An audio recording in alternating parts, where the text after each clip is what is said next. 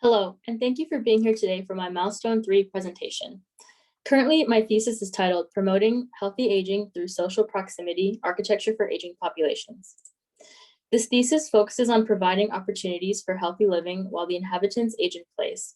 Over the course of this thesis, I have identified certain aspects of the body that affect health as humans age and how to maintain an excellent balance for the future by implementing aging in place strategies in an urban context.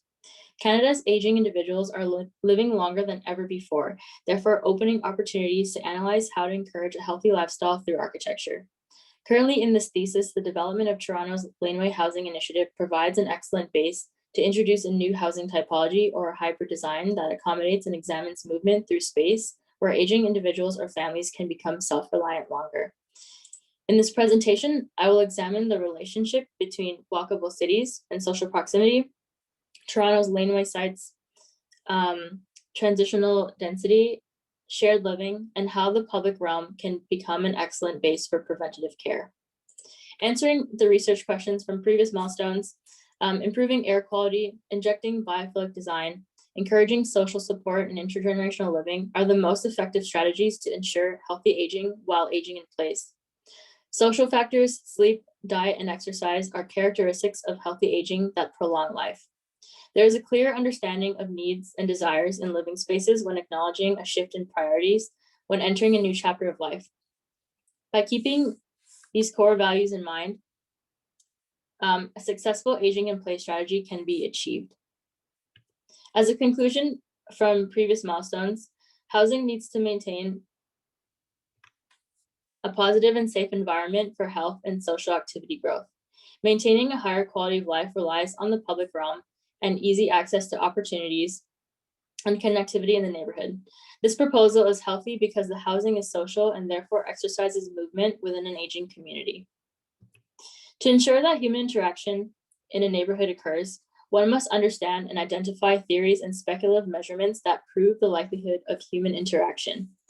In this thesis, there are two theories that I will incorporate into the design proposal that increases the probability of neighborly interaction. British anthropologist Robin Dunbar examined the ratio between brain sizes and group sizes in non-human primates. Dunbar concluded that size relative to the body of the neocortex, the part of the brain associated with cognition and language, is linked to the size of a cohesive social group. This ratio limits how much complexity a social system can handle. Understanding the social capacity of humans is important when designing for interaction because it allows the design to reflect the limits of social activity. 150 represents an ideal network that will last long and cohere well. Furthermore, the tightest social circle for any individual consists of 5 people. In Yonggale Cities for People, he discusses a social field of vision. This observation is imperative when understanding the types of interaction that occur at a specific distances to be able to predict the likelihood of social interaction between residents. To encourage a healthy aging community, one must have a compelling social support network that exercises the mind as well as healthy aging habits. It is natural for humans to desire the company of others. However, by identifying these distances, one can design to ensure that some neighborly interaction occurs. Gail explains that genuine conversation is not possible until people are within 7 meters of each other. The shorter the distance in the range, the more detailed and articulated the conversation can be. Neighborhood is not a place, it is a state of mind.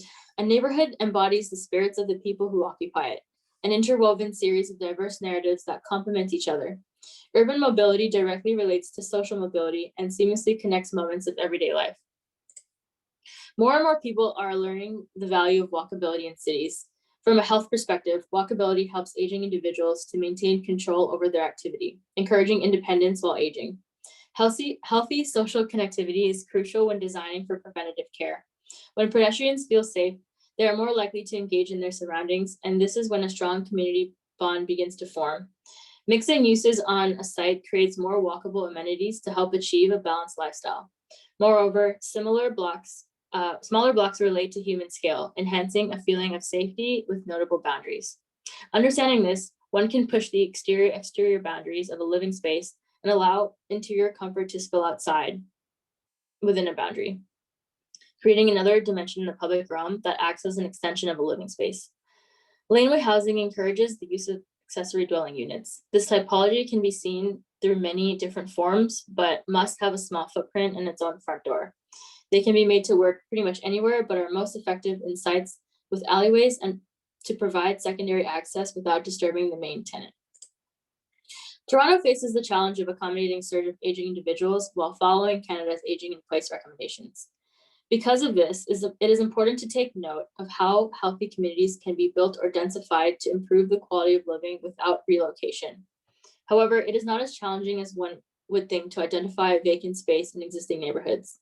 Toronto has many underused laneways that were built some time ago. This provides potential opportunities to add healthy density to a site and tackle Toronto's affordability crisis. Examining Toronto's 140 neighborhoods, there are some unique demographical and site conditions that fit into this type of proposal. Some important variables include percentage of seniors, percentage of the working age group, percentage of seniors living alone, and affordability. This chart lists relevant neighborhoods that apply to these variables. Casa Loma has a very high number of aging individuals, many of whom live alone. More than half of Mount Pleasant West's neighborhood have seniors living alone. Cabbagetown South and St. Jamestown show similar results.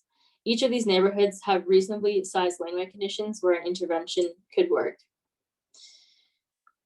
Accessory dwelling units are an investment property that increases the property value in the long run.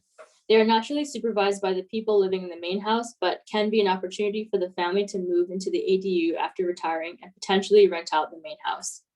Toronto's underused laneways provide an excellent opportunity to rethink the entrances to laneway housing and to possibly create a different kind of neighborhood, one that links backyard dwellings with each other. In this scenario, aging individuals can transition to the backyard community where they can have access to friends, activities, healthcare, leisure activities, all within the same walking distance. This design proposal reimagines backyard retirement living. When nearing retirement age, the main house can be used by the family while the seniors move on to the next stage of life in the backyard community. A possible incentive to selling a portion of their backyard to the city for this residential development that replaces the laneway is a guarantee to occupy a dwelling of their choice upon retirement age.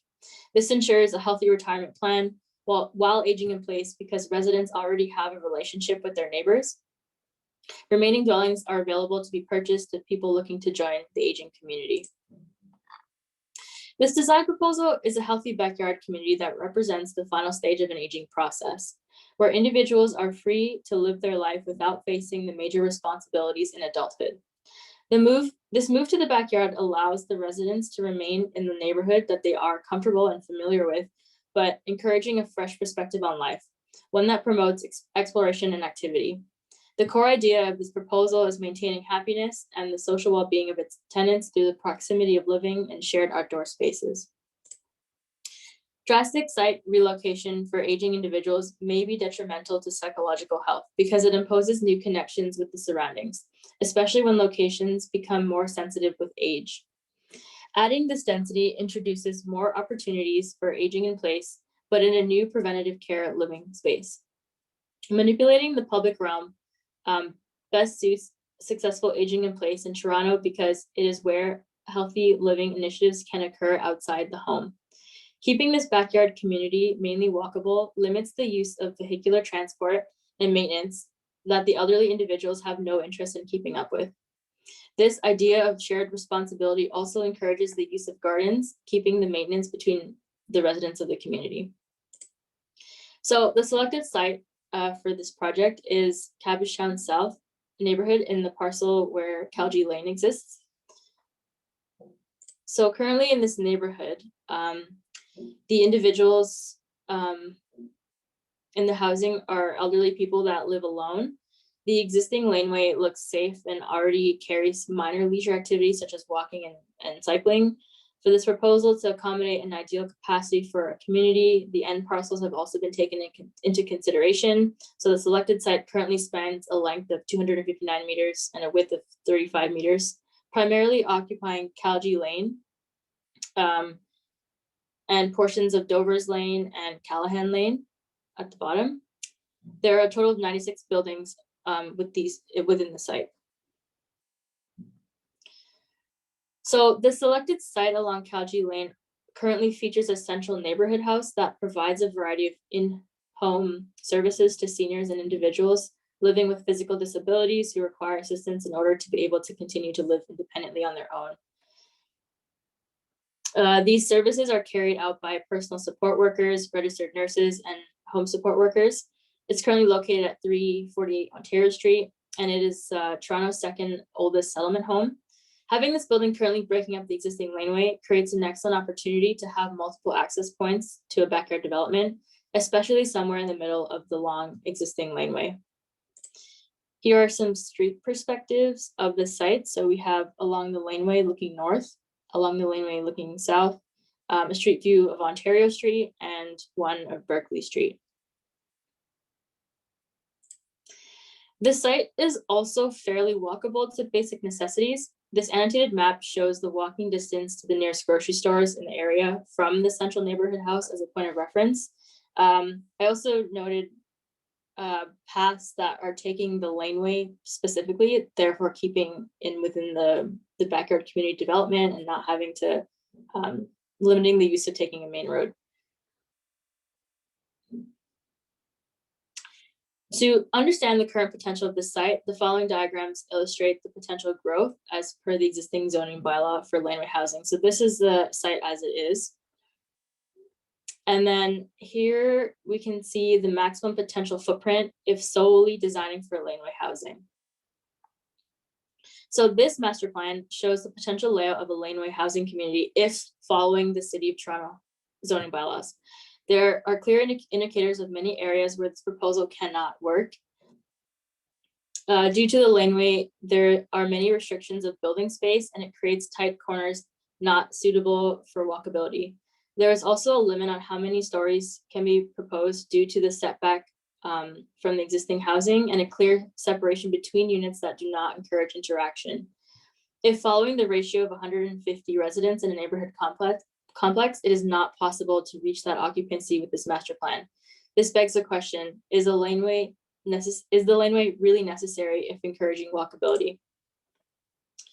So creating a programmatic balance in a housing proposal can encourage a healthy lifestyle. So this design features a mix of dwellings, shared patios, and community amenities that are scattered throughout the design.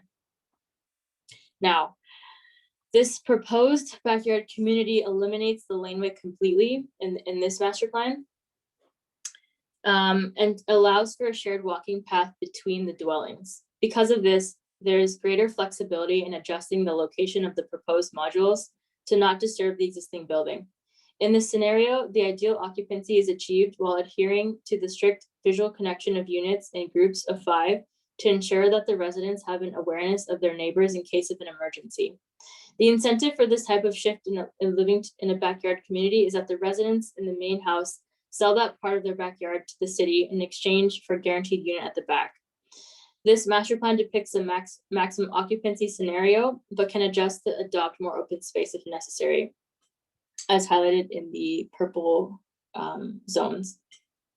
This master plan outlines areas for potential shared amenity spaces that can be determined by the residents in this proposal. So here we just have a calculation of how much space it actually takes up on the site, and then how we've gotten to the number 150 residents in this development. Oops. So this axonometric illustrates the proposal in massing proportions in relation to the existing housing. So as you can see how it fits with the existing houses that are there.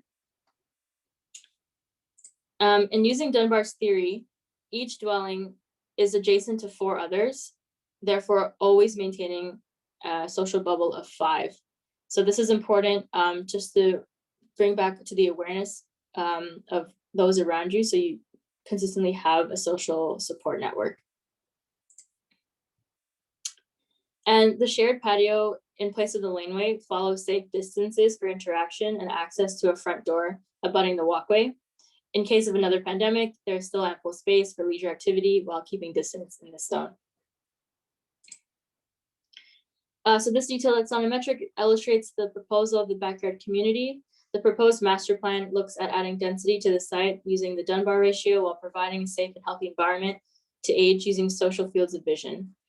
The housing design proposal follows the maximum dimensions of a laneway house in Toronto so that it may be possible to imagine this intervention in other laneway neighborhoods with larger aging populations, and envisioning a potential for this development to adjust to the site and be scaled up. To directly address the walkability of the proposal, an elevated patio connecting the entrances of the modules to each other feature activities such as shared gardens, outdoor seating, gathering spaces for potential moments of interaction to occur. So this proposal presents 3 modules of backyard housing, each with a unique relationship at the ground level to encourage more movement. The 3 modules can be categorized as co-living, shared circulation, and independent living. This allows agers to choose their living scenarios when moving to the backyard complex. So perhaps an elderly couple would like to live with a friend, or have their grandkid live with them, or simply just to live alone.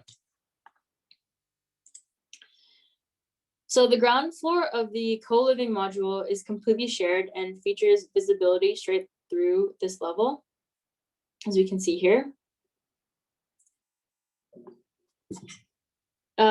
And the private bedrooms of the co-living module are toward the back of the dwelling on levels 2 and 3. So keeping the front of this dwelling open to shared spaces and using that together. And then we have some sections cut through this module, and so you can see kind of the relationship of like the private versus shared spaces. Module 2 features shared circulation with access to an optional private occupancy on the 3rd level if there's a desire for more than one tenant.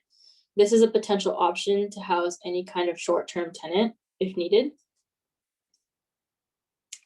So here we have levels 2 and 3 of module 2. And then sections through module 2. Now, module 3 is meant for aging individuals who would still like to live in a private dwelling. So in this one, there's no opportunity to have a 3rd tenant or 2nd or 3rd. It could be for a couple, it could be for a single aging person, just to respect the privacy of how people would like to live in their remaining years. So we've got this level 2 floor plan and the roof plan, and sections through module 3. For the elevations, I was taking inspiration from the Frederiksberg Kindergarten by Kobe Architects because of the varying degrees of transparency in the facade. The marrying of the rectilinear massings and plan resemble the groupings of 5 that these modules are in the CalG site development are configured in. So that's kind of something that I thought was interesting, how that relationship played out. So now we're talking about the extended patio that's at the back of, in kind of the front of the backyard dwellings, but kind of replacing where the laneway used to be. So the proposed pathway in place of the laneway acts as an extended patio in the proposal. The undulating path adds excitement and creates unique pockets of moments in the backyard neighborhood community. The patio currently features seating, planters for community gardens, clean drinking water, picnic tables for outdoor eating or activities, community barbecues, and water stations for pets. The patio path is wheelchair accessible when entering from the existing laneway entrances. This patio connects residents from the entrances of their dwellings and creates intimate spaces for social interaction or acknowledgement.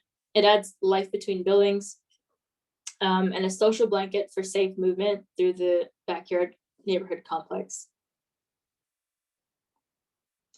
So these moments of interaction are taken from points where the existing laneways intersect. So the first is kind of entering this complex. So you see, you can see straight through it, but then there's some activity going on, barbecue, seating, shared areas that it's not too far apart, but close enough where you'll be able to talk to your neighbors. And then we have the intersection of where the pathways intersect on the north and south ends of the site. And these 2 moments are taken along the walkway. So just to get a better idea of like proportion, how close these are in comparison to how tall the dwellings are. So this proposal changes the way people live because it reimagines the future of senior living while addressing Canada's aging in place initiatives. People would want to live here because it allows them to remain in the comfort of their neighborhood, but transitioning to a new chapter of their life, which allows them to thrive in their remaining years as life's responsibilities are lifted from their shoulders. The healthy living concepts in this proposal address social proximity to engage a healthy community. The proposed backyard community is a campus of care and freedom of movement to encourage agers to remain self-reliant later in their years. So my next steps for this thesis project is to further thought regarding the shared patio walkway. So figuring out the logistics of that, of the construction, is there a difference in height, how that kind of plays out in relation to the housing and the backyard and the existing housing. Identifying a fire truck route, ambulance access and accessibility. That's super important if this is a community complex for aging individuals. And also determining the relationship between the existing house and the new house. Currently, they're starting to create a sort of courtyard condition. So that is something that's super important that could be added to this. And lastly, possibilities for amenity spaces that in the access space in the master plan. Currently, it makes sense to leave this decision up to the residents of the community. Thank you.